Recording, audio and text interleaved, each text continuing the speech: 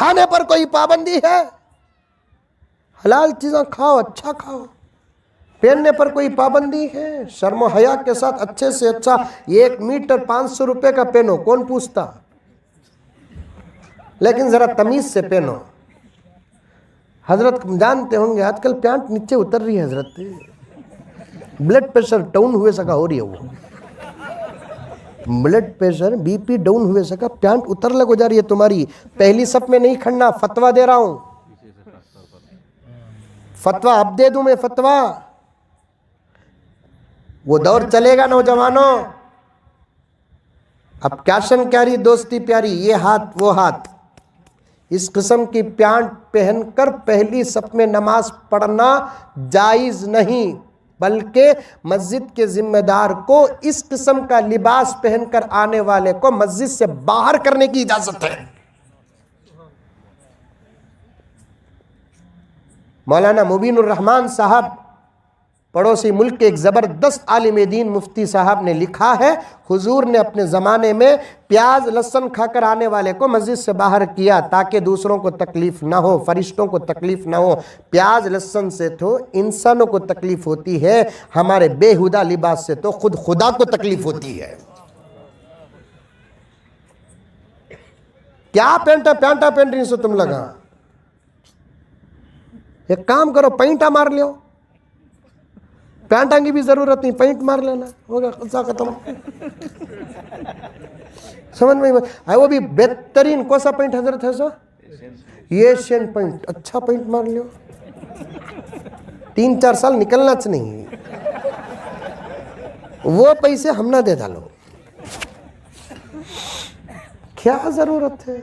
ढंग के कपड़े पहनो, अच्छे कपड़े पहनो। ये नाफ मालूम, नाफ क्या बोलते हैं यहाँ?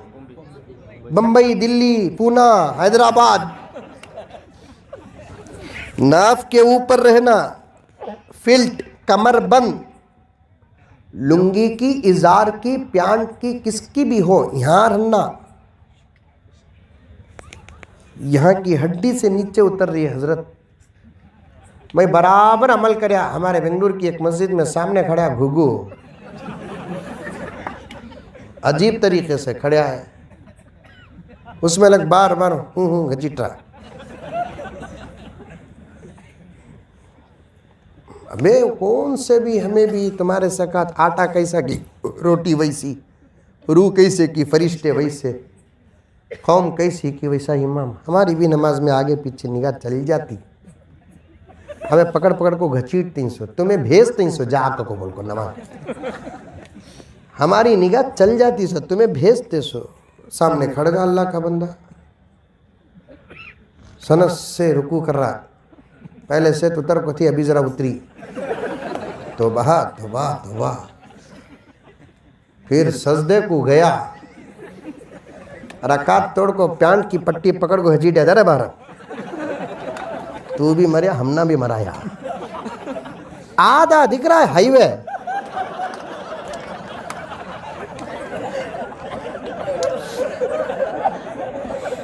No toilet. शर्म पैदा करो, शर्म पैदा करो, हया पैदा करो, बच जाओ गुनाहों से, बच जाओ मेरे दोस्तों, मेरे भाइयों, गुनाहों से बच जाओ। बात बड़ी गहरी हो गई, वापस आने के लिए मुझे वक्त लगेगा, लेकिन वक्त भी बहुत कम है, कम है, वक्त भी बहुत कम। अर्ज कर रहा था, राबिया बसरिया रहमतुल्लाहि अलैहा हसन बसरी से कहा कि दुआ नहीं किया आप लोग? किए, बारिश नहीं। ऐ राबिया तुम दुआ करो। राबिया बसरिया रहमतुल्लाहि अलैहा कहती है कि हज़रत हसन से कि हज़रत हसन आप जाओ, इंशाअल्लाह खुदा बेहतर फैसले करेंगे। माएँ और बहनें गौर से सुनो, तुम्हें भी उम्मत के हालात को सामने रखकर दुआएं करो, मुल्क के हालात को सामने रखकर दुआएं करो, मदारिस और मसाजिद के हालात को सामने रखकर दुआएं करो। उलमाए किराम के हालात को सामने रखकर दुआएं करो, दुश्मनों की साजिशों को सामने रखकर दुआएं करो। क्या पूरे दुआओं का ठेका हम ही ले रखे हैं?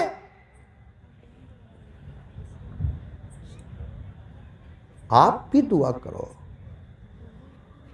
आप भी दुआ। अल्लाह के लिए इबादत किसे बोलते बता रहा हूं मैं। राबिया बसरिया वज़ू में रहती, पहले हमेशा वज़ू में।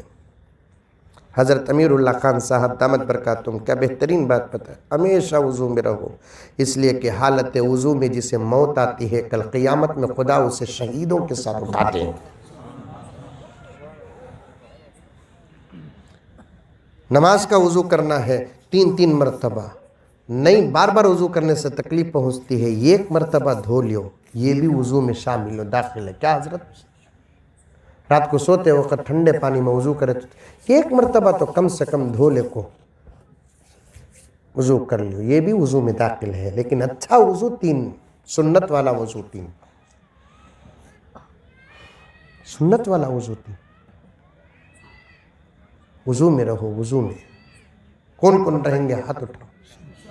माशाअल्लाह माशाअल्लाह, ऐसा तमल करना। सो अर्ज़ कर रहा था, हमें सुधर गए, हालात पूरे सुधर जाएंगे, क्योंकि इस वक्त जितने भी हालात हैं वो हमारे आमाल से आती हैं।